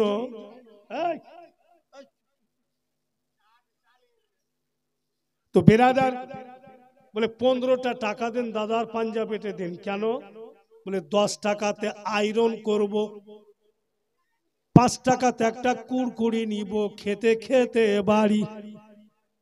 আমার দাদা চোখকে বড় বড় করে দিছে, বাপরে পাঞ্জাবি সোজা করতে 15 টাকা। থাক, 15 টাকা দেওয়া যাবে। কিন্তু কথাটা বাপু ছড়িয়ে গেল চারিদিকে যে কঞ্জুস হাজি, মাখিচুস হাজি, সবাই বলছে। তারপরে দেখছি তো পাঞ্জাবিটার পরে আসে না, হাজি মানুষ হাতওয়ালা গাঞ্জি গায়ে দিচ্ছে, আর ওই সাদা ফোতা গলা নেই ওইগুলো গায়ে দিয়া চায়ের দোকান আসছে। 1 মাস বাপু ওই রকম করে এলো। তো যারা বলছিল ওরা কিন্তু পস্তাইছে, যাহারে কি করতে আমরা মজাক করনু, পাঞ্জাবি গায়ে দাও ছাড় দিলে। 1 মাস পর দেখা যাচ্ছে ওই হাজি সাহেব ফের ওইটা পাঞ্জাবি গায়ে দিয়া বাজার আসছে। তো পিছনকার দামান পাঞ্জাবি আর ঘুরা ব্যাকা নেই, একদম সোজা, কিন্তু কাপড় চিকন নাই। আরো মাথা খারাপ হয়ে গেল, ই কোন দাসে আয়রন করেছে।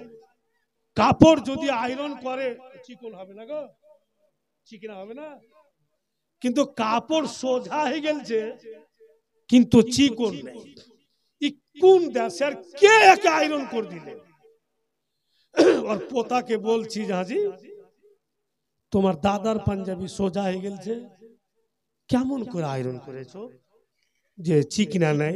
বলে বলিয়েন না, আমার দাদিকে বলছে আমার দাদা যে পাঞ্জাবিটা ধোতো রে, ধুইয়ে দিলে আর শুকার পরে দাদা যে বিছানে শুচ্ছে গদ্দির তলে 1 মাস মেলে রেখেছে, আর তার উপরে গদ্দি বিছিয়ে লাঘার ঘুমালছে।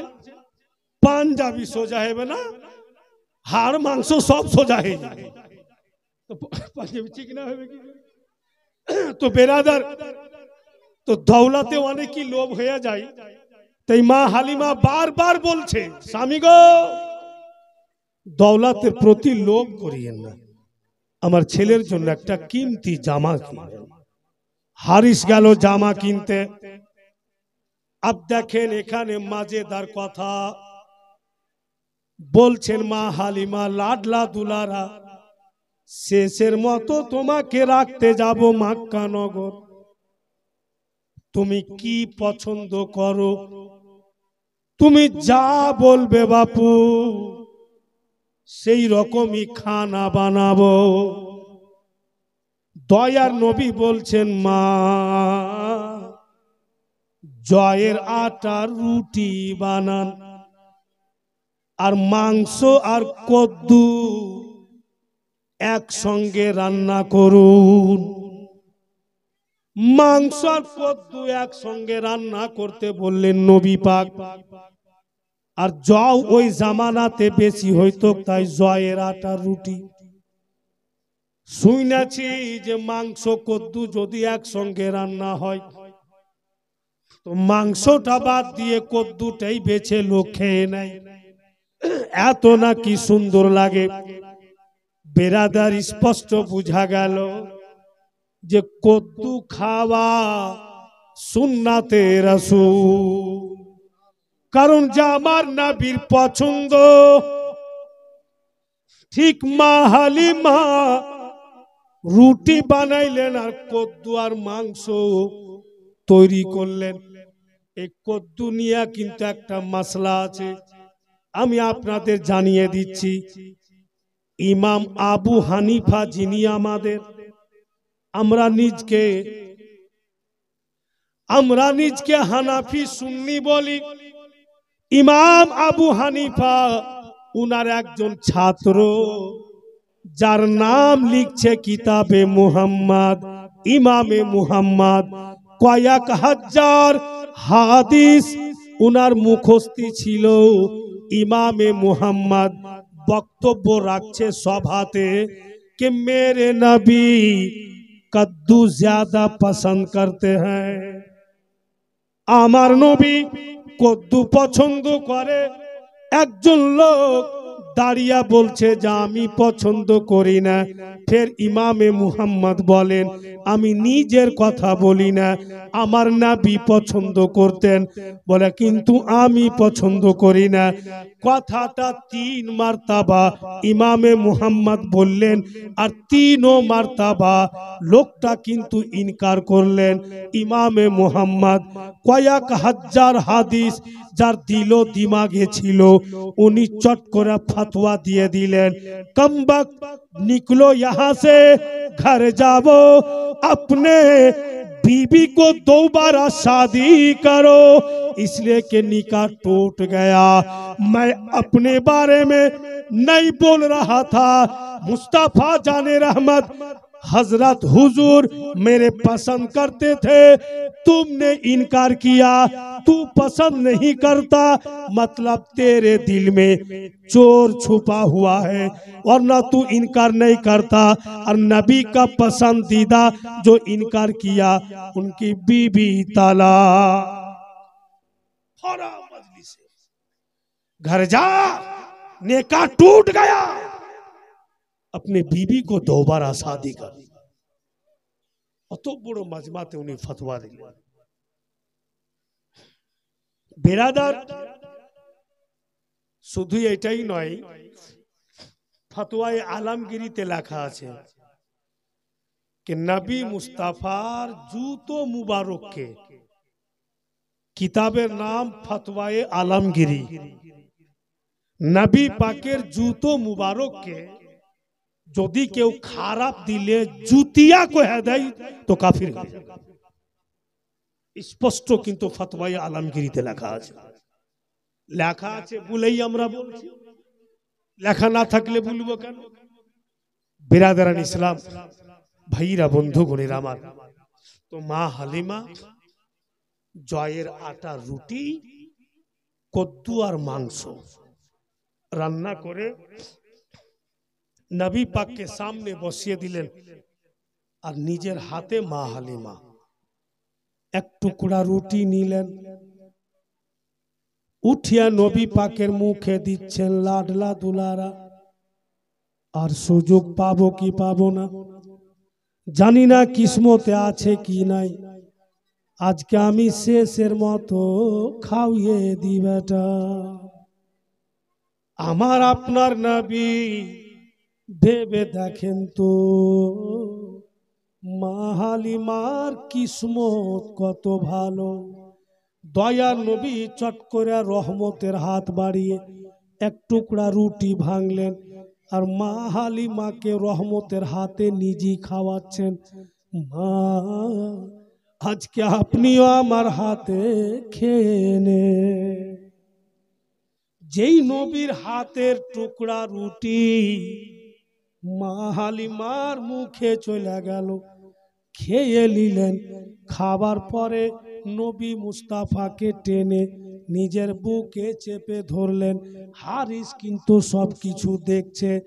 হারিস জামা কিনাই নে, নবী পাকের দিকে দেখছেন আর বাচ্চা ছেলের মতো হা হা করে।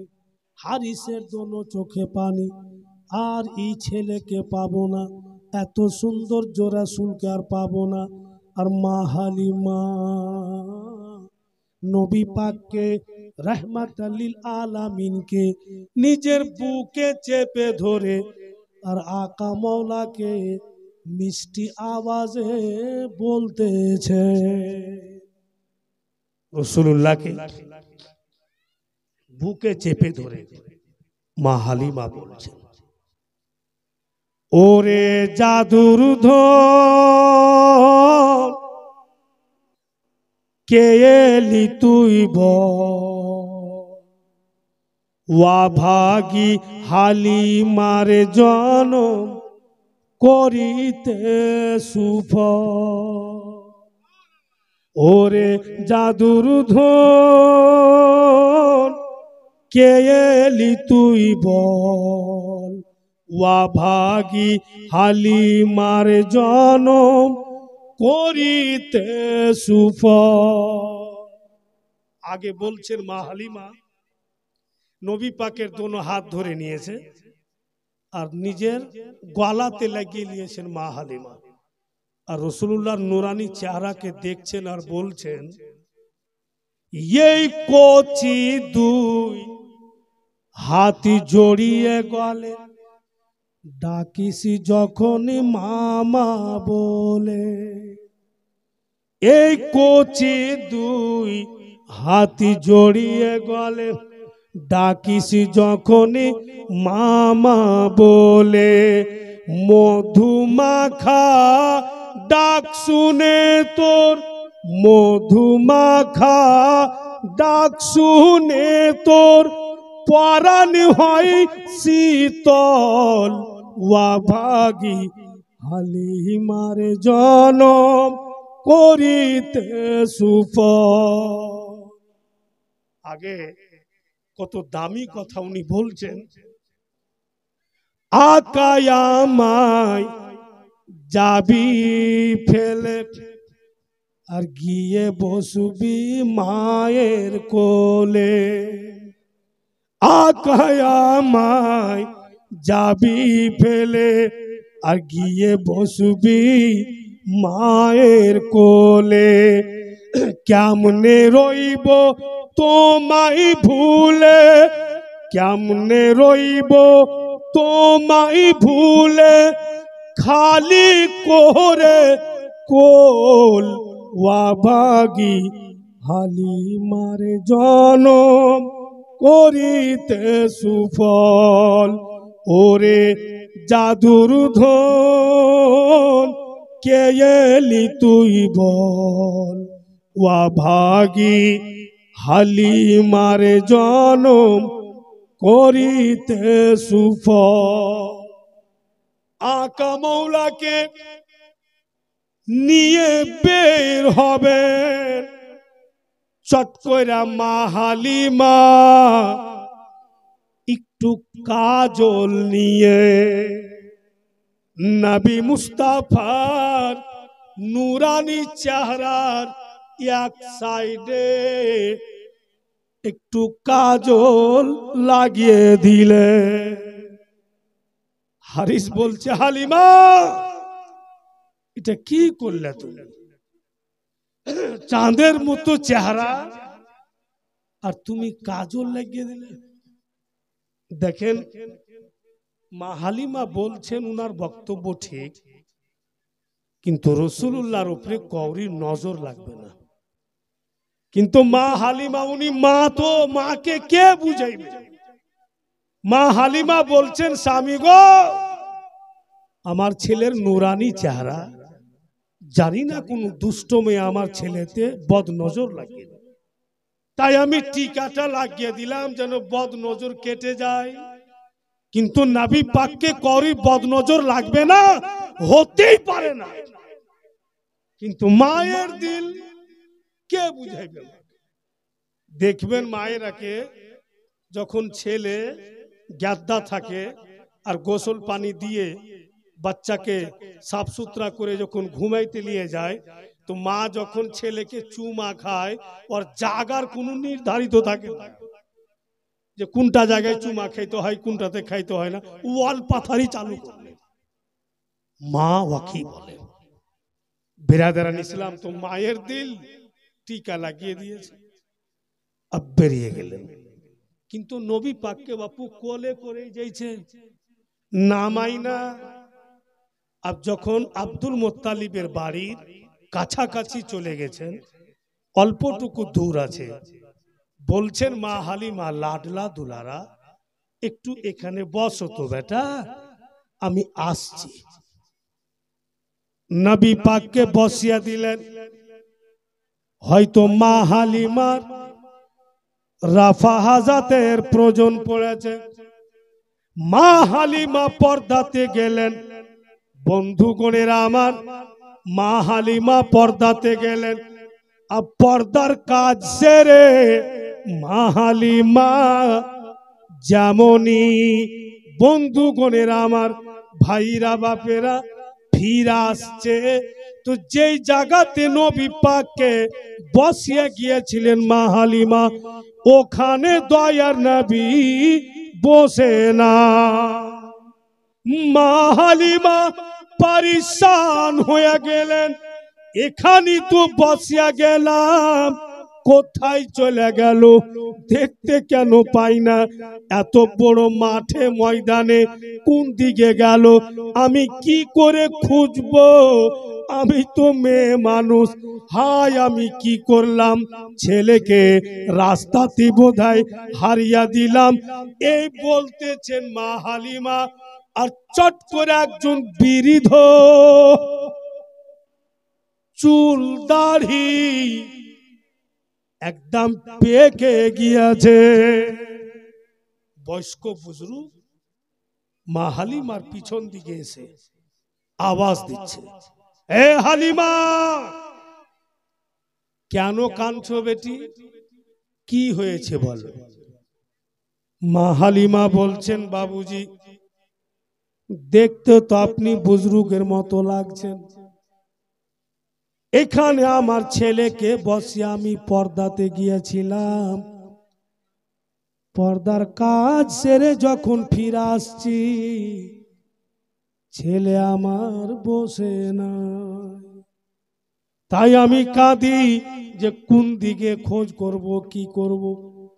চট করে ওই বৃদ্ধ বলছে, আওয়াজ দিচ্ছে, হালিমা কাঁদতে হবে না, পরেশান হইও না, অত টেনশন নিও না, এসো এসো আমার সাথে, আমার কাছে হালিমা এমন একটি যন্ত্র আছে, এমন একটা জিনিস আছে রে মা, আমার জিনিসকে তুমি প্রভু বলে মেনে নাও এবং সাজদা করে নাও, তো তোমার ছেলের পাতা বাতিয়ে দিবে হালিমা, তোমার ছেলে খুঁজে দিবে। মায়ের দিল যে জিনিসই বা কেমন, যাকে সাজদা করব তো আমার ছেলে পাবো, যাকে প্রভু বলবো তো আমি ছেলে পাবো। মা হালিমা ওই বৃদ্ধর পিছন পিছন কিন্তু যেতে লাগলেন। বন্ধুগণের আমার, গিয়ে ওই বৃদ্ধ দেখাইছে, হালিমা এটাই আমার প্রভু রে মা। মা হালিমা নজর করে দেখছেন, নজর করে দেখছেন মা হালিমা একদম পাথরের মূর্তি দাঁড়িয়ে আছে, আর বৃদ্ধ বলছে, হালিমা এটাই আমার প্রভু, একেই তুমি সাজদা করো, একে তুমি প্রভু বলে মেনে নাও, তো তোমার ছেলে খুঁজে দিবে। হাই হাই হালিমা, মা হালিমা বৃদ্ধকে দেখছে আর বলছে, এই বৃদ্ধ বুঝতে পেরেছি তুমি আমাকে পথভ্রষ্ট করতে চলেছ, এই বৃদ্ধ ছেলে আমার নাই তো নাই, কোনো কথা নাই, খুঁজে পাই না তো পাই না, যাক শোনো বৃদ্ধ, তুমি তোমার পাথরের মুরাদকে আমাকে সাজদা করতে বলছো, শুনে নাও আমার ছেলে পবিত্র নাম একবার, আমার ছেলের উজ্জ্বল নামখানা একবার তোমার দেবতার সামনে নিয়ে নাও, তোমার প্রভুর সামনে নিয়ে নাও, আমার ছেলের সৌন্দর্য নামখানা শুনে নেওয়ার পর যদি তোমার প্রভু পাথরের মুরাদ দাঁড়িয়ে থেকে যায়, তো আমার প্রভুর কসম তোমার প্রভুকে সাজদা করব। আমার ছেলে রৌশন উজ্জ্বল নাম একবার তোমার প্রভুর সামনে নিয়ে নাও। তো বৃদ্ধ বাবু মুস্কি মেরা হাসছে, এবার তো হালিমা গেল, পাথরের প্রভু, মোটা সোটা, কত ঝড় তুফান এলো, আমার প্রভুকে হিলাইতে পারেনি, আর কখনো করির নাম নেওয়াতে উল্টে যায়, নাম নিব আমার প্রভু উল্টিবে না, যখনই উল্টিবে না তো হালিমাকে বাধ্য হয়ে সাজদা করতে হবে, আর যখনই হালিমা সাজদা করে নিবে কিতাবের পাতাই পাতাই নোট হয়ে যাবে, সারা জামানাতে ছড়িয়ে যাবে যে নবীর দুধ মাও মূর্তিকে সাজদা করেছে। কত দূর থেকে জাল বিছিয়েছে বৃদ্ধ, কিন্তু মা হালিমার মুখ থেকে দামি কথা বেরিয়ে গেল, ঠিক আছে আমার ছেলের নামটা নিয়ে নাও। কেন দামি কথা বের হবে না গো? দেখতে তো হবে যে কার হাতে খেয়ে আইছেন। কিছুক্ষণ পূর্বেই তো শুনলেন যে রাসূলুল্লাহ রুটি খাওয়াইলেন মা হালিমা, রহমতের হাতে উনি রুটি খেয়ে এসছেন, কথা তো বের হবে। और माँ हलीमा को यकीन था ये खुदा नहीं बन सकता, ये कभी भी प्रभु नहीं बनेगा, इसलिए कि प्रभु को कोई बनाता नहीं बल्कि प्रभु सबको बनाता है।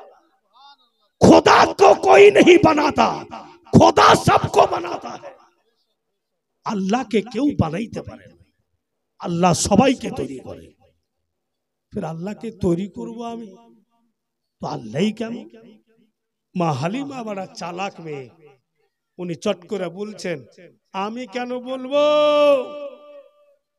তোমাকে আমার ছেলের নাম শিখিয়ে দিচ্ছি, তুমি বলো। মা হালিমা ভাবলেন এটাই, আমি যদি বলি তো फिर আমার বলা হবে, তো আমি কেন বলবো, তোমাকে শিখিয়ে দিচ্ছি তুমি বলো। बिरादर শিখিয়ে দিলেন মা হালিমা নবী পাকের নাম। কিন্তু ভাই যার যেটা অভ্যেস আছে, যার যেটা নিয়ম আছে ওইভাবেই কিন্তু কাজ করবে।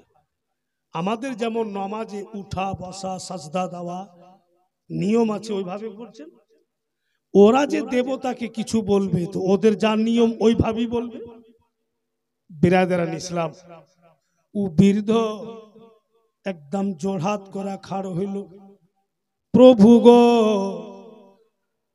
আমার মান সম্মান তোমার হাতে। এই যে হালিমা দাঁড়িয়ে আছেন এর ছেলের নাম নিব আমি, প্রভু তুমি উল্টিও না। মানে ওকে ভয় আছে যে কোন রকম যদি উল্টা যায় তো আমার খেলাই খতম। প্রভু তুমি উল্টিও না, তোমাকে খুব মানি, খুব তোমার ভক্তি করি। সকালে তোমাকে ক্যালা দিয়েছি, বিকালে তোমাকে মুড়ি দিয়েছি, এত কিছু তোমাকে ভেট চড়ালছি, আমার ইজ্জত তুমি রাখো। একবার কোন কথা, 100 বার যদি হালিমার ছেলের নাম নিয়ে নি, প্রভু তুমি উল্টিও না। সকালে ক্যালা বিকালে মুড়ি। আগে শুনতাম যে পারসাদ মন্দিরের যদি চুরি করে খান তো চোখ কানা হয়ে, এরকম বলতো কাহাবাত। তো আমার পিয়ারপুরের পার্শ্বে একটা আমানত আছে, আর আমানত জায়গাতে একটা ইউনিভার্সিটি মাদ্রাসা আছে, ওখানে আমরা থাকতাম পড়তাম। তো বাচ্চা ছেলে তো আমাদের দলের মধ্যে, রাগ করিয়েন না আপনারা, কিন্তু আপনাকে যাইতে ছিল খোট্টা। तो खोट्ठा तो खूब कड़ा, वो डेली डेली बोलतो कमरा के जो मंदिर में प्रसाद चढ़ा के जाएगा हो, किसी भी तरह निकल के लाएंगे और हम लोग खा लेंगे। ओके बोलची जे कहने वाला ने कहा है कि चोरी करके खाओगे तो आंख अंधा हो जाएगा, बोले इसलिए तो खाएंगे जो अंधा होता है कि नहीं। अब वो हलो हमारे के सरदार, ও যেটা বলছে ওটা করতে হয়েছে, আর না করছি তো ফের আমরাকে দিছে বক্সিং ঘরের মধ্যে, এরকম হালাত। আর খোট্টা মিজাজের ছেলে ও কিন্তু আমরাকে নিয়ে যায় আর ক্যালার ছড়ি চুরি করে নিয়ে এসে মাদ্রাসাতে খাই। কিন্তু আর নিয়ত খারাপ হয়ে গেছে যে সালা ক্যালার ছড়ি না, ফের ব্যয়টা দিতে হয়েছে, ধুর আমি আকলেই যাব, আমি আকলেই খাও। बिरादरान इस्लामी पंजाबी खुल देছে, पाजमा खुले देছে আর হাফ প্যান্ট পিঁধে আর সেন্ডো গঞ্জি গায়ে দেয়া জাহাজে, আর যেমনই ক্যালার ছড়ি ধরেছে দেখতে পেলে, ओके धरे लो, तू कौन है, कहां से आया? तू बोलছে मैं तालिबे इल्म हूं। तू तालिबे इल्म है, ক্যালা চুরি করতে এসেছিস? কোনটা পড়ছিস? বলে ইউনিভার্সিটিতে। ওকে কিন্তু ধৈরা 4-5টা লোক ওদের মন্দিরের মাদ্রাসা নিয়ে আসে। দেখছি তো ক্যালাও লিয়া আছে, ও কলিয়া আছে, আমাদের ধাড়কান তেজ। এর আগে 2 দিন 3 দিন তুই খিলিয়াছি, আর তুই ধরা পড়ে গেলি, আর আমার ঠুকন পড়বে। ওকে দূর থেকে জোড়হাত করছি, দেখ ভাই 2-4 লাখ তুই খা, আমার নাম কইছে তো সবাইকে মারবি। এই না हेड प्रिंसिपल के डायका बोलছে आप ही का बच्चा है? बोले हाँ क्या बात है? बोले मंदिर में केला प्रसाद चोरी करके खाया। और যেমনই प्रिंसिपल लाठी उठिয়েছে, वो बोलছে हुजूर मैं अकेला नहीं हूँ और भी है। ওই আলেগার কাম ঘরে ভরে যে ভাই মায়ের দিলে ওরকম মায়ের বাপ জন্মে খাইনি। তো বলছি হুজুর ছাইড়া দেন, যত মারেন আর ক্যালা বাহির হই না। কখন খেয়েছি ক্যালা, আর এখন একটু খাইনি। তো বেরাদার কই চোখ তো যেমন করতাম কিচ্ছু হয়নি। তো বলছে প্রভু এই যে হালিমা দাঁড়িয়ে আছে, এর লাডলা দুলারা খুঁজে পাওয়া যায় না, একটু বলে দাও কোথায় আছে।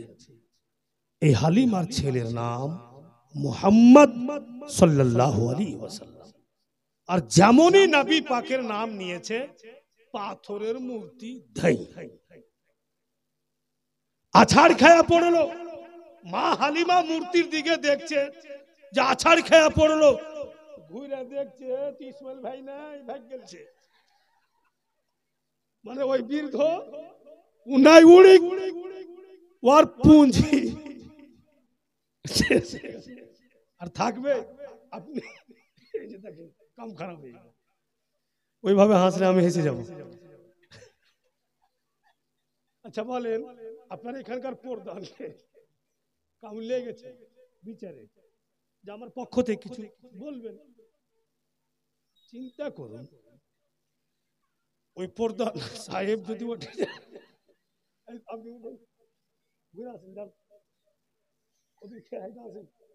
মানে সুয়েটার টাই না এমনি করে ধরলে তো হাসি লাগবে না? বলেন তো, মানুষ এই হাত টাত দেয় মুখে, সুয়েটারকে একবারে টাইনার মুখ ঢেকে গেলে। তো প্রধানকে বিচারে নিয়ে গেলেন, আর প্রধান মিস্টেক করলো ওখানে। আপনি তো ভাববেন যে যাকে নিয়ে আসলাম ও তো নিজেই মিস্টেক করলো, আমার থেকে লাভ হবে না, ও চলে যাবে। ওই বৃদ্ধ কিন্তু নাই, কিন্তু মা হালিমা টেনশনে পড়লেন যে ছেলে আমার গেল কোথায়, আমি কি করে খোঁজ করব? বিরাদার নিশ্চয়ই পাবে, কিভাবে পাবে সব কিন্তু বয়ান আছে, একের পর এক সব কথা চলে আসবে। বিরাদার জীবনী শোনার আসল হলো যেটা ধারাবাহিক, সেটাই ধারাবাহিক যদি কন্ট্রোল না থাকে তো সহজে জীবনী বুঝতে আসবে। আর যত জীবনীর বক্তা পশ্চিমবঙ্গে এসছেন, একজন ব্যক্তি হচ্ছেন নাম্বার 1, উনার ধারাবাহিকে কখনো মিস্টেক হয়নি, ওটা হচ্ছে আলহাজ মাওলানা তৈমুর রহমান। উনার মতো না কেউ হয়েছে বলনেওয়ালা, আর না কেউ হতে পারবে। উনি আমাদের সকলকে শিখিয়ে গেলেন। তো ভাইরা বাপির আমার, কিভাবে মূর্তি আছাড় খেলো, কেমন করে নবী পাককে পাবে, সব কথা শুনতে পাবেন। আজকেও তো দুয়াটা হবে, কালকে ফাতিহা হবে।